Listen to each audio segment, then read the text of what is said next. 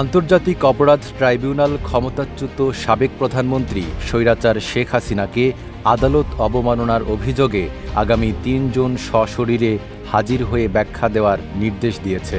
এই নির্দেশনার বিষয়ে সোমবার দুটি জাতীয় দৈনিক যুগান্তর ও নিউ এজে বিজ্ঞপ্তি প্রকাশ করা হয়েছে। ঘটনার সূত্রপাত একটি অডিও ফোনালাপ থেকে, যেটি কিছুদিন আগে অনলাইনে ছড়িয়ে পড়ে। ফোনালাপে শেখ হাসিনাকে গাইবান্ধার গোবিন্দগঞ্জ উপজেলা পরিষদের সাবেক চেয়ারম্যান শাকিল আকন্দ বুলবুলের সঙ্গে গত বছরের জুলাইয়ের গণ-অভ্যুত্থান সংক্রান্ত একটি মামলা নিয়ে কথা বলতে শোনা যায়। অভিযোগে বলা হয়েছে, সেই কথোপকথনে বিচার কাজে হস্তক্ষেপ এবং হুমকির প্রমাণ রয়েছে। চিফ প্রসিকিউটর গত ৩০ এপ্রিল এ বিষয়ে ট্রাইব্যুনালে অভিযোগ দাখিল করেন।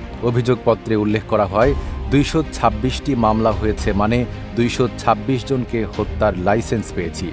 শেখ হাসিনার এমন বক্তব্য সহ অডিও রেকর্ডের ফরেনসিক প্রমাণও পেশ করা হয়েছে।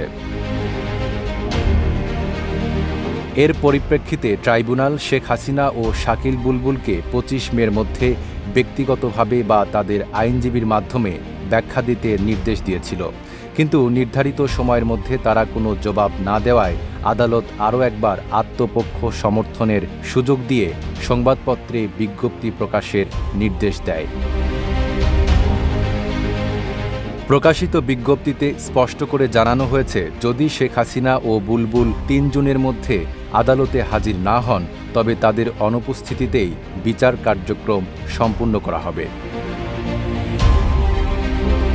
গত বছরের ৫ আগস্ট ছাত্র জনতার অভ্যুত্থানে ক্ষমতাচ্যুত হয়ে আওয়ামী লীগ সভাপতি শেখ হাসিনা ভারতে পালিয়ে যান। এরপর তার বিরুদ্ধে একাধিক মামলা দায়ের হয় এবং আদালত থেকে গ্রেফতারি পরোয়ানা জারি করা হয়।